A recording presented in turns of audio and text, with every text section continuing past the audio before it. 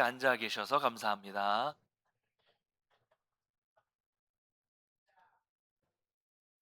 이 믿음의 길을 걸어갈 때 같이 옆에 앉아 있는 성도들이 얼마나 귀한 줄 모르겠습니다. 예, 수많은 사람들이 오고 갔지만 이 교회가 계속해서 하나님께 영광을 올려드리며 예배의 자리에 있을 수 있다는 것이 정말로 귀한 일이라고 생각을 합니다. 초대교회는 헤롯이라는 강력한 세상의 권세로 인해 위기를 맞았습니다. 사도 야고보, 예수님의 제자를 죽였어요. 그렇죠. 헤롯이 순교했고요. 베드로까지 죽이기 위해서 감옥에 가두었습니다.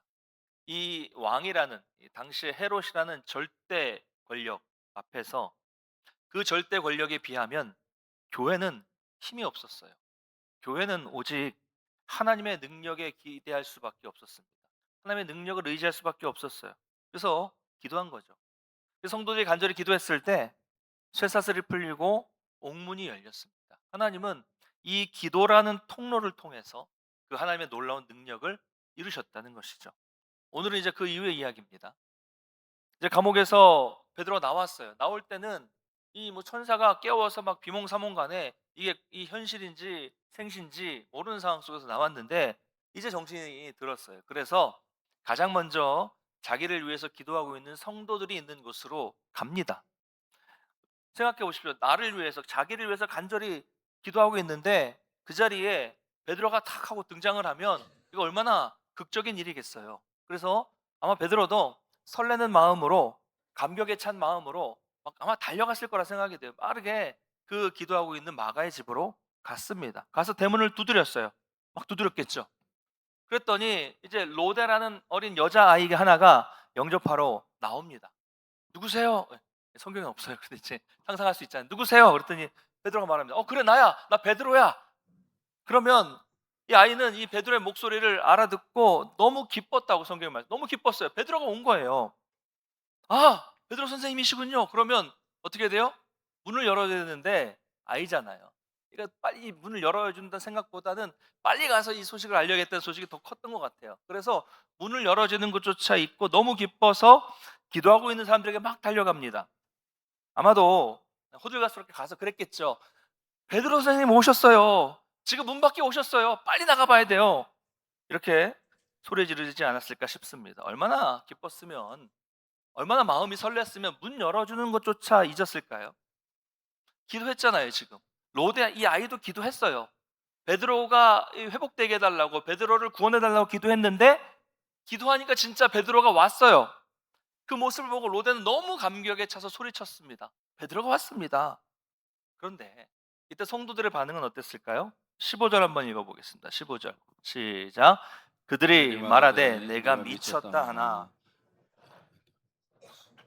참말이라 하니 그들이 말하되 그러면 그의 천사라 하더라. 네, 좀 황당한 반응이 나오죠. 예? 베드로의 안전한 귀환을 위해서 기도하던 사도들과 성도들이에요. 사도들과 성도들이 이 여자아이를 위해서 뭐라고 합니까? 네가 미쳤구나. 아니 여러분 좀 이런 말 하면 아동 학대입니다. 그렇죠? 하면 안 돼요. 미쳤구나. 여러분 이것이 얼마나 상반된 반응입니까? 아이는 기도한 대로 베드로가 와서 너무 기뻤어요. 근데 성도들은 그럴 리가 없어. 너 미쳤구나. 베드로가 여기 왜 있어? 저는 이 장면을 보면서 어린아이의 모습 뭐 중요하지만 이 모습보다 이렇게 기도하고 있는 어른들의 모습이 더 눈에 들어왔습니다. 그러면서 예수님의 말씀이 생각이 났어요. 누가복음 18장 한번 읽어볼까요? 16절, 17절 시작. 예수께서 예수께서 그 그 어린아이들을 어린아이들을 불러 불러 가까이 가까이 하시고 하시고 이르시되 이르시되 어린 아이들이 내게 오는 것을 용납하고 금하지 말라. 하나님의 나라가 이런 자의 것이니라. 내가 내가 진실로 진실로 너희에게 너희에게 이르노니 이르노니 누구든지 누구든지 하나님의 나라를 어린 아이와 같이 받아들이지 않는 자는 결단코 거기 들어가지 못하리라 하시니라. 아멘. 여러분 어린아이들은요 계산하지 않습니다. 그대로 믿어요. 뭐 어떤 면에서 보면 아직은 판단할 수 있는 그런 어떤 지식, 어떤 능력이 안 되기 때문에 그냥 믿는 거죠. 그대로 믿습니다. 제 아이가 지금 4학년인데 초등학교 저학년일 때 1학년, 2학년, 유치원일 때 저는 이 아이한테 농담, 장난을 되게 많이 했어요. 제 얼굴에 보면 장난기가 있죠. 예. 많이 할 것 같죠. 그래서 농담으로 "형아 이거다." 그러면 형은 이는 제 아이는 믿어요. 그걸 곧잘곧대로 믿어요.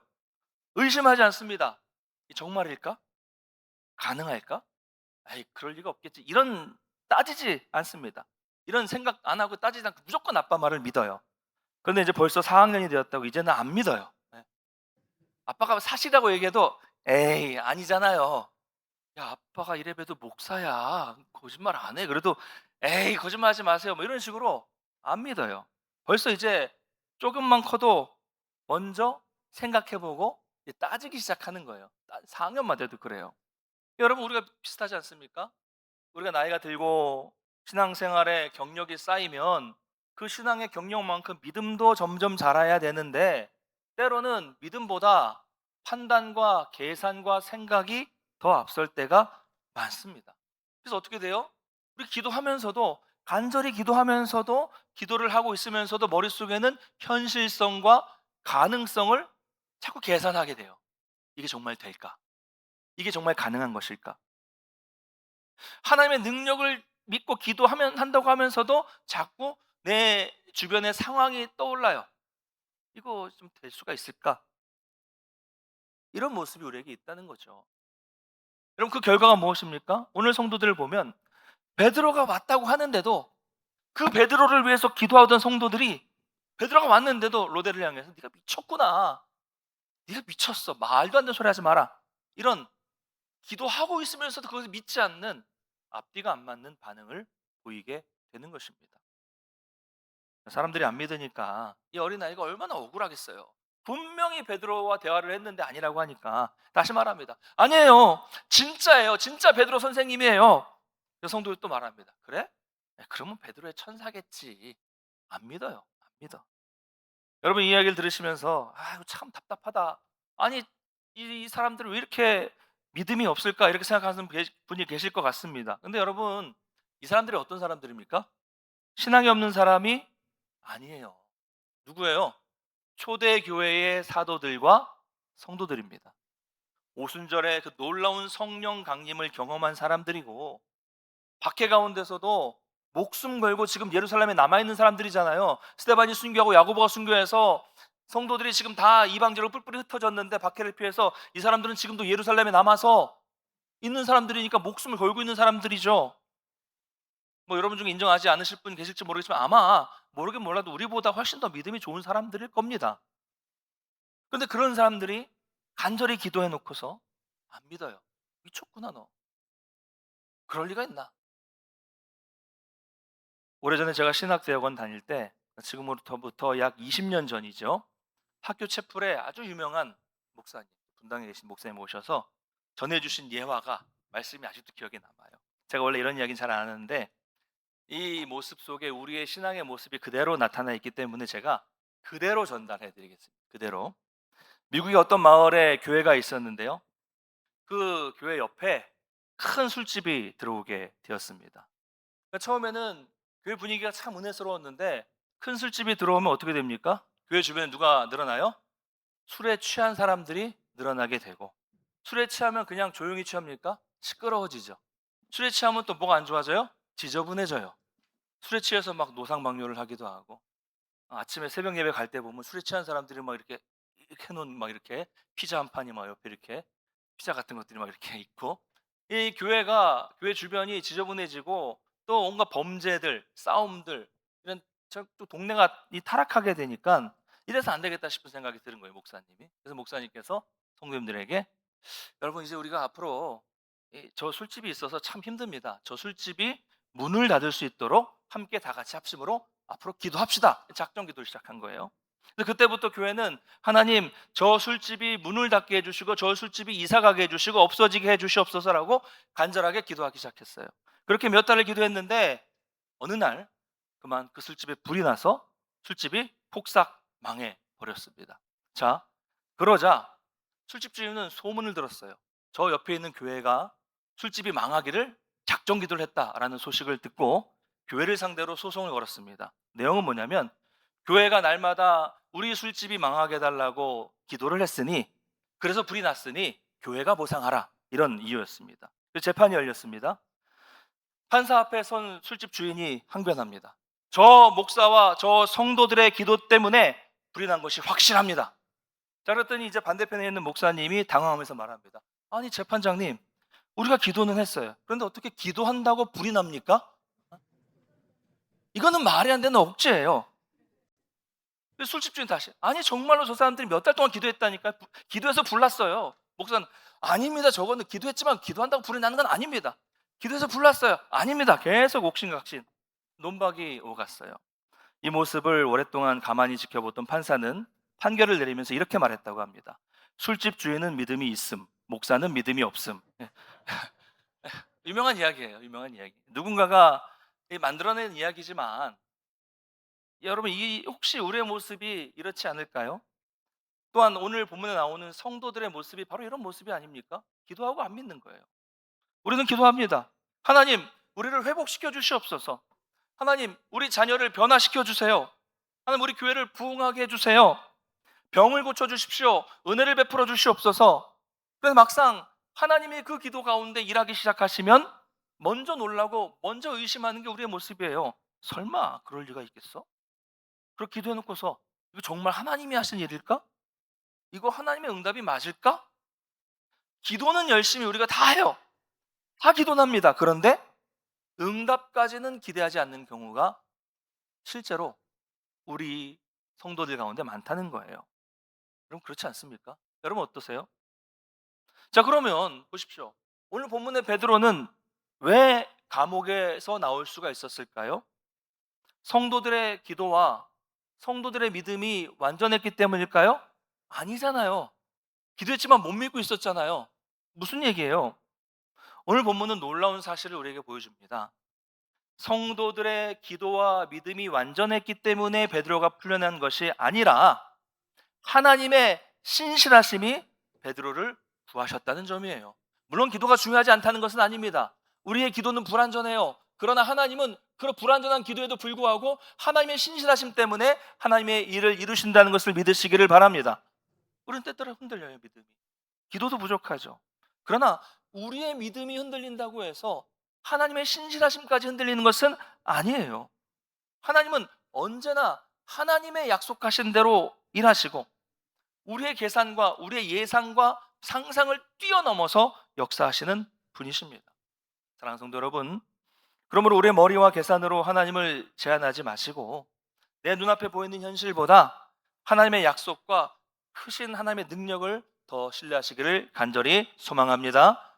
그리고 그 믿음을 가지고 우리가 기도할 때도 정말 어린아이와 같은 정말 순수한 기도, 그리고 기도하는 가운데도 하나님이 이 기도에 응답하실 것이라는 이 기대하는 믿음이 우리 가운데 회복되기를 바랍니다. 여러분, 하나님께서 반드시 일하실 것을 기대하면서 기도하시기를 바랍니다. 기대하면서. 주님, 저는 다 알지 못해요. 다 할 수 없지만 하나님께서는 하실 수 있음을 믿습니다. 이 믿음으로 기도하실 때마다 하나님의 응답을 기대하면서 기도할 수 있는 저와 여러분 되시기를 간절히 축원합니다. 자, 이렇게 해서 이제 그다음 문 열어줬겠죠. 베드로는 성도들을 만나고 성도들은 다시 한번 자신들의 기도가 되었다는 사실에 놀라고 베드로는 자기가 여기 어떻게 오게 되었는지를 하나하나 설명하고 이제 다른 지역으로 가게 됩니다. 자, 그리고 나서 이제 장면은 갑자기 새로운 장면으로 바뀝니다. 날이 새자 파수꾼 사이에 큰 소동이 일어났어요. 당연히 베드로가 사라졌기 때문이죠. 어떻게 사라졌는지 몰라요. 파수꾼들은 졸지도 않았는데 그냥 사라진 거예요. 그래서 헤롯은 베드로를 찾지 못하자 파수꾼들을 신문하고 죽이라고 명령을 하고 그 유대를 떠나서 이제 가이사랴라는 도시로 가게 됩니다. 근데 본문을 보면 이제 헤롯이 아주 화가 났다고 말씀을 하고 있어요. 헤롯이 가이사랴 가서 두로와 시돈 사람에 대해서 대단히 노여워했다라고 이렇게 말씀을 하고 있어요. 그 이유가 이 내용에 대해서 성경은 그냥 생략하고 간단하게 말씀하고 있어서 이해하기 어려울 수 있는데 제가 그 부분을 좀 말씀을 드리겠습니다. 자, 그러니까 이 두로와 시돈은 이 예루살렘 북쪽에 있는 해안가에 있는 도시였어요. 해안가에. 이 해안가에는 양식이 풍족하지 않았기 때문에 이 두로와 시돈은 양식을 누구에게 의존했냐면 헤롯에게 의존하고 있었습니다. 헤롯이 공급해 줘야만 먹을 수 있는 거예요. 그런데 이 양식과 관련된 어떤 문제가 생겨서 헤롯이 분노하게 됐던 것으로 보입니다. 이 문제가 뭔지는 잘 몰라요. 아마 어떤 정치적인 문제라든가 두로와 시돈이 뭐 바쳐야 될 조공을 바치지 않았기 때문이라든가 뭐 이런 문제가 관계상의 외교적 문제가 있었기 때문에 헤롯이 화가 났어요. 두로와 시돈에 대해서. 어떻게 저 도시가 그럴 수 있는가? 화가 나서 어떻게 하냐면 당장 이 두로와 시돈으로 보내는 곡물 운송을 중단시켜 버립니다. 야, 저기 내가 기분 나쁘니까 저 두로와 시돈으로 곡물 보내지 마. 이제 앞으로 막아 버리는 거예요. 그러니 이 두로와 시돈은 당장 음식이 부족해지니까 큰 문제가 생긴 거잖아요. 그래서 두로와 시돈은 이 문제를 해결하기 위해서 헤롯이 있는 가이사랴로 사절단을 보내게 됩니다. 그래서 오늘 본문에 나오는 이 헤롯 왕의 최측근 블라스도라는 사람이 성경에 나오거든요. 이 블라스도가 이 왕의 신임을 받는 신하였어요. 그래서 오늘 말로 말하면 이 두로와 시돈에서 보낸 사절단이 이 블라스도에게 로비를 해서 우리 헤롯 왕을 좀 만나게 해주십시오. 로비를 한 거예요. 그래서 이 헤롯과 이 두로 시돈의 이 사절단이 만나게 되는 겁니다. 헤롯을 접견하게 돼요. 뭐라고 얘기할까요? 아, 우리가 잘못했습니다. 죄송합니다. 다시 어떻게 할 테니, 뭐 조공을 바칠 테니 다시 이 곡물 운송을 재개해 주십시오. 이렇게 같이 부탁을 하려는 것이죠. 상황 이해되시죠? 네, 설명을 드렸어요. 자, 그래서 이제 21절을 보면 헤롯이 왕복을 이제 입고 가이사랴 시민들이 아주 많이 있는 곳에서 연설을 하게 됩니다. 그 장면이 이제 21절에 나오는데 아마 시민들이 모인 장소에서 연설을 하면서 이 두로와 시돈의 사절단과 협상된 내용을 공포하고 선언하는 그런 자리를 갖기 위해서 시민들 앞에 왕복을 입고 연설을 하게 되는 것입니다. 자, 이것이 성경에 이렇게 쭉 기록이 되어 있는데 이게 성경에만 기록된 것이 아니에요.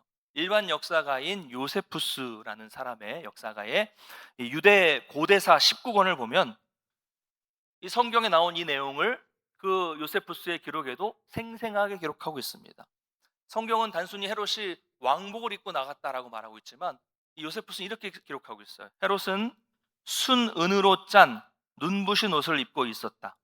아침 햇살이 그 은빛 옷에 비치자 온 몸이 눈부시게 빛이 났고 사람들은 그 광채를 보고 압도되었다라고 기록하고 있어요. 오늘 22절 한번 읽어볼까요? 22절 시작. 백성들이 크게 부르되 이것은 신의 소리요 사람의 소리가 아니라 하거늘. 네. 이 반짝반짝 빛나는 옷을 입고 연설을 하자 사람들은 이것은 신의 소리요 사람의 소리가 아니다 라고 해석을 완전히 높이고 있는 거예요. 이 부분도 요세푸스는 이렇게 기록하고 있어요. 이제부터는 당신을 인간이 아니라 신으로 모시겠습니다. 이게 역사의 기록이에요. 놀랍도록 일치하지 않습니까? 이 상황이. 그리고 요세푸스는 또 다음과 같이 기록합니다. 헤롯은 그 말을 꾸짖지도 않고 거절하지도 않았다. 당신을 인간이 아니라 신으로 모시겠습니다 라는 말을 듣고 헤롯은 그 말을 꾸짖지도 않았고 거절하지도 않았다 라고 요세푸스가 기록하고 있어요. 성경은 이 부분에 대해서 뭐라고 설명하고 있습니까? 헤롯이 영광을 하나님께 돌리지 않았다 같은 이야기예요. 이제 곧바로 헤롯에게 심판이 임합니다. 성경은 뭐라고 말씀하고 있어요? 주의 사자가 친히 벌레에 먹혀 죽으니라. 이 심판을 짧게 기록해요. 아마 이 기생충 같은 걸로 보이는데 그리고 죽었다는 거예요. 요세푸스는 뭐라고 기록하냐면 헤롯이 갑자기 극심한 복통을 느꼈고 5일 동안 고통을 당하다가 죽었다. 이렇게 기록하고 있어요. 이렇게 성경의 기록과 역사의 기록이 놀랍도록 일치하는 모습을 보이고 있어요. 그런데 세상 역사가는 복통으로 죽었다라고 말하지만 성경은 하나님이 치셨다. 심판이다 라고 말하고 있는 것이죠. 헤롯은 하나님의 영광을 가로채다가 하루아침에 급작스럽게 죽고 말았어요. 자, 그러면 여러분 누가는 왜 이 장면을 기록했을까요? 단순히 헤롯이 죽었다는 것을 기록하려는 것은 아니죠. 그것은 역사가가 기록하면 돼요. 중요한 것은 무엇입니까? 교회를 그동안 무너뜨리려고 했던 세상의 가장 강력한 권세도 하나님의 손 안에 있다는 사실을 보여주기 위함입니다. 여러분, 헤롯은요, 자신이 교회의 운명을 결정할 수 있다고 생각했어요. 야고보를 죽였잖아요. 또 지도자 베드로를 죽이려고 감옥에 가두었습니다. 그러면 이제 자기가 교회를 없앨 수 있다고 생각했어요. 교회를 없앨 수 있다. 그러나 하나님은 하루아침에 헤롯을 없애셨어요. 헤롯을 무너뜨리셨습니다. 이것이 오늘 본문이 우리에게 주시는 말씀이에요. 세상이 아무리 강해 보여도 하나님보다 강할 수 없다. 그리고 교만한 사람은 반드시 심판받는다. 그 심판은 지금도 현존한다. 할렐루야. 그러므로 여러분, 예수 믿는 우리는 세상의 그 어떤 권력도, 나를 위협하는 세상의 어떤 그 강력한 힘이라도 두려워할 이유가 전혀 없습니다. 돈의 힘을 자랑하고 세상의 권력을 자랑하며 하나님 없이도 살 수 있다고 기고만장하는 그런 세상 사람들의 화려함에 여러분 절대로 기죽지 마십시오. 아침 햇살에 찬란하게 빛났던 그 헤롯의 은빛 왕복이 한순간에 벌레에 먹혀서 수위가 된 것처럼 하나님 없는 세상의 영광은 아침의 안개와 같습니다. 그걸 두려워할 거 아니에요. 그건 사라져요. 오히려 우리가 두려워할 것은 무엇입니까? 외부의 힘, 능력이 아니라 내 안에 스멀스멀 고개를 들고 있는 교만이죠. 이게 더 무서운 거예요. 교만. 작은 승리 하나에, 작은 감투 하나에 교만해져서 겉으로는 하나님의 영광, 하나님의 일이라고 말하면서도 은근히 내가 영광받고 내가 인정받기를 원하는 마음이 우리 가운데 아직 남아있지는 않습니까? 이 교만. 여러분, 우리가 하나님이 우리에게 주신 은혜를 그 작은 것이라도 나의 공로로 바꾸려는 순간 우리는 헤롯의 교만한 길을 걸어가게 되는 것입니다. 여러분, 어떤 길을 선택하시겠습니까?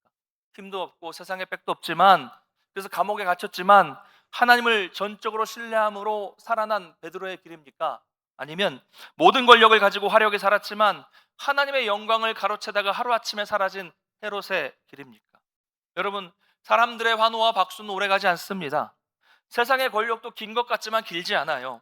우리의 건강, 우리의 재물 너무 짧습니다. 그러나 하나님의 영광은 영원합니다. 하나님께서는 오늘 말씀처럼, 아니 성경에서 늘 말씀하고 있는 것처럼 겸손한 자에게는 은혜를 베푸시고 교만한 자는 반드시 낮추시는 분이심을 믿으시기를 바랍니다. 그러므로 우리 인생도, 우리 가정도, 우리 교회도 오직 하나님의 영원하신 하나님의 영광만을 위해 살아가시기를 주님의 이름으로 간절히 축원합니다. 이어서 24절 한번 읽어볼까요? 24절 시작. 하나님의 말씀은 흥왕하여 더하더라. 아멘. 오늘 본문의 12장 전체의 결론이에요. 여러분, 헤롯은 교회를 핍박했습니다. 야고보는 순교했고 베드로는 갇혔고, 겉으로 보면 이제 교회는 세상의 권력 앞에서 무너지는 것처럼 보였어요. 아, 이제 베드로까지 잡혔으면 교회는 끝나겠구나. 아, 이게 참 힘들겠구나. 그런데 누가는 이렇게 선언합니다. 하나님의 말씀은 흥왕하여 더하더라. 교회가 힘들다가 아니에요. 흥왕하여 더하더라. 생각해 보십시오. 야고보는 죽었어요. 베드로는 다른 곳으로 떠났어요. 헤롯도 결국 죽었습니다. 사람은 모두 사라졌습니다. 그러나 끝까지 남은 것은 하나님의 말씀이었다는 거예요. 여러분, 오늘 말씀은 베드로도 야고보도 헤롯도 주인공이 아닙니다. 오늘 말씀의 주인공은 하나님의 말씀이에요. 1885년에 이 땅에 선교사가 공식으로 첫 발을 내딛습니다. 언더우드, 장로교회 언더우드 선교사와 감리교회 아펜젤러 선교사가 이 땅에 공식으로 들어왔어요. 1885년입니다. 근데 그 이전의 일입니다. 만주에서는 스코틀랜드 선교사인 존 로스와 우리 믿음의 한국인 믿음의 선배들이 힘을 모아서 성경을 번역했어요. 1885년에 공식 선교사가 들어왔는데 1882년, 3년 전 1882년에 우리말 최초의 복음서인 예수형교 누가복음 전서, 이렇게 썼더라고요. 예수형교 누가복음 전서가 출판되었습니다. 누가복음이 출판됐어요. 82년에, 85년에 선교사가 왔는데, 여러분, 아직 이 땅에 선교사가 오지 않았어요. 아직 교회도 없었습니다. 그런데 하나님의 말씀이 가장 먼저 이 조선 땅에 들어오게 되었다는 거예요. 하나님은 먼저 사람을 보내지 않으셨습니다. 먼저 건물을 세우신 것도 아니었습니다. 먼저 말씀을 보내셨어요. 그리고 그 말씀이 사람을 세웠고 그 사람이 교회를 세웠습니다. 한국 교회는 사람이 먼저가 아니라 먼저 말씀으로 세워졌습니다. 사도행전도 그렇습니다. 말씀이 세웠어요. 말씀이 먼저였어요. 그렇기 때문에 교회의 부흥은 여러분 사람에게 달려있지 않습니다. 유명한 어떤 능력이 특출하고 개인기가 있고 그런 목회자에게 달려있는 것도 아니에요. 많은 분들이 착각하는 것처럼 좋은 건물, 좋은 시설에 있는 것도 아닙니다. 여러분, 말씀이 흥왕하면 교회가 부흥합니다. 말씀이 살아 역사할 때 사람이 변화되고 영혼이 살아나고 교회가 세워지며 복음이 확장됩니다. 할렐루야. 한번 따라해 볼까요? 말씀 성장 없는 교회의 성장은 없다. 여러분 믿으십니까? 말씀 성장이 없는 성장은 없어요. 성장하더라도 그건 가짜예요. 무너질 겁니다.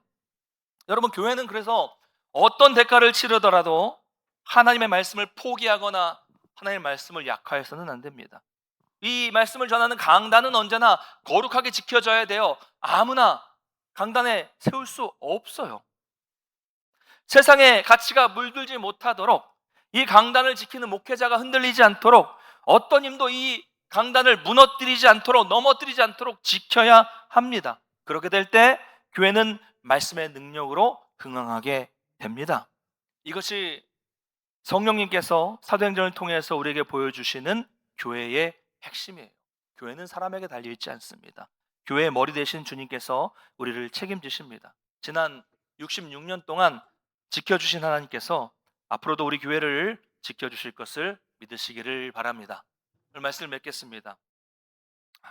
주 안에서 사랑하는 성도 여러분, 저를 보십시오. 이제는 고개를 드시고, 우리 교회가 오늘은 설립된 지 66주년이 되는 날입니다.